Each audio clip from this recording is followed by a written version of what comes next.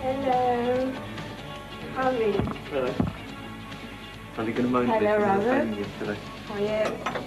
All right, thank you. Hello, Porl. So, that's the cure. How are you? Hello, Lily. All right. Hi. So I'm very pleased to arrange that meeting again with Barbarian. Yeah, I did.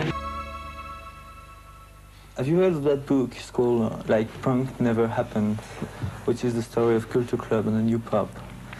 What do you think of that idea, like Punk Never Happened, as a subtitle for a book?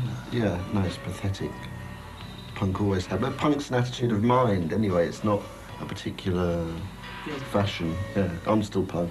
Yeah, despite the cowboy boots. Despite the cowboy boots, despite the six-star hotel, and despite the string of endless people wanting to give me money, I'm still a punk at heart. The thing that's right with punk when it started in 1976, it was When you start? Yeah, it was entertainment. It had nothing to do with social upheaval or politics. It later became that because people wanted it to be seen as a movement of everyone, and all it was based on was like a dissatisfaction with listening to Yes and Genesis, and people just wanted to hear something they could dance to. But it was that. I mean, we used to go out and just you just used to dance for fun. There was nothing else. It was only older people that wanted it to be something else. I mean, individually, everyone can become involved in whatever they want, but I don't think the cure is really it works. I mean, even people who think they're socially aware and lend their names to things like Paul Weller and stuff, I mean, it does no good at all, ultimately, because you have to be particularly stupid to believe someone like Paul Weller. Similarly, you have to be particularly stupid to believe someone like me. Do you believe me? The English press is kind of nasty. It says that, one says that each track of this new album is quite influenced by the early Cure materials or by New Order or by stuff like that. What's the difference between influence and inspiration then? I mean, it doesn't matter anyway. I'd be quite happy to steal something outright if I could get away with it. If the group could nick a Frank Sinatra song like New York and we put different words to it and no one noticed, no one thought, bloody hell, did they write that? They're real masters. It would be fine. I mean, there's nothing wrong with it. So, I mean, it's obviously some things we're going to do are going to be similar to other people, but like the New Order thing, they'd be the last people to inspire me, New Order. I mean, they're there to be listened to, but I mean, they're hardly inspirational now. They used to be, and now they're just boring, I think. So, no, there's no difference at all between influence and inspiration.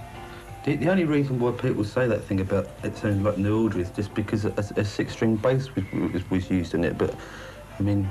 Anyway, that means that people think they know what New Order sound like, so it's worse for New Order than it is for us. It's only one song out of 307, or however many we've made. No, 307 or 306. I don't see it as an evolution ever, what we do. I never think of it in like a chronological, like in a linear way. Because every time we do something, it seems like we're doing something for the first time. And also, the group that made like Boys Don't Cry isn't the same group that exists now, and it's not the same group that made the Love Cats or made Pornography. I mean, each group that makes a different record, it's not even necessarily the lineup, because the atmosphere in the group when the three of us made Pornography and when we made Faith was different.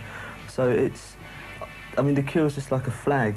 It's like a flag of convenience. It's not really, we start with 10:15 and that was all right, and now we're at the head and door and it's completely brilliant, because there's been lots of really brilliant bits all the time. Is the group it's just a band or more something like a friendship between people?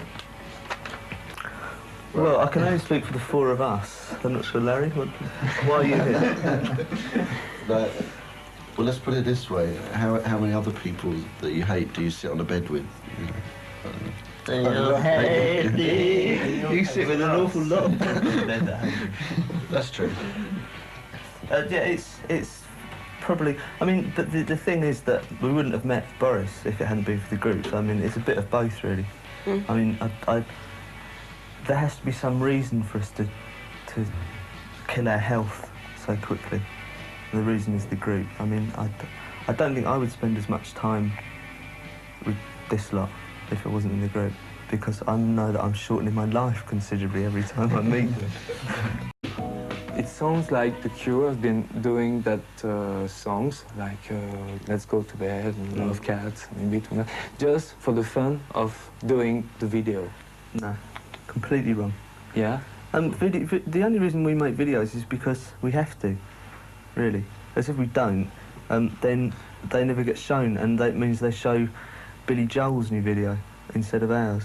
We made a video for that to make sense of the song, because otherwise people would have thought, oh, you're being serious about it. Yes, but you've The been video afraid made when it you saw obvious. the video. You say, oh, I'm looking so silly on Yeah, it. but that's the idea, because it was intended to make the two of us look totally stupid. Because that's at that point, I mean, it got to so that people wanted salvation when they were coming to see The Cure. So. The last question, did you lie during this interview? Yeah, of course we did. Of course. So it's okay. Us sitting here's a lie, isn't it? Yeah, or what? Because we don't normally sit in a bed all together. No. By this time, We're usually we've got in our bed clothes by now. off. Yeah. We're rampaging. Making passionate